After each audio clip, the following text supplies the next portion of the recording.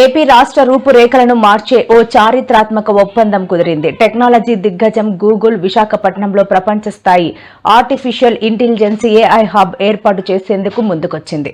రాబోయే 5 ఏళ్లలో ఏకంగా $15 బిలియన్ పెట్టుబడి పెట్టనున్నట్లు Google cloud global CEO Thomas Kurian ప్రకటించారు.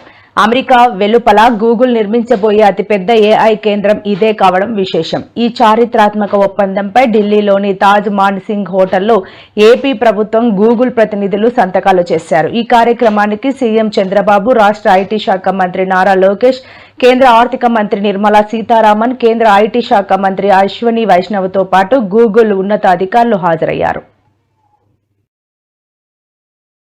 Policy made all the difference. One bold decision made all the difference. Hello Andhra Pradesh, విశాఖకు రాబోతున్న ఆసియాలోనే అతిపెద్ద ఏఐ ఆధారిత గూగుల్ డేటా సెంటర్, అమెరికా తర్వాత ప్రపంచంలోనే 2వ అతిపెద్ద డేటా సెంటర్, భారతదేశపు మొట్టమొదటి ఏఐ సిటీగా విశాఖపట్నం. తొలి దశలో 1,80,000కు పైగా ఉద్యోగాలు.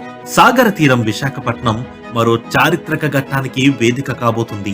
I believe that we are creating history, and what Hyderabad took 30 years, we will actually take not more than 10 years to achieve here in Visakhapatnam.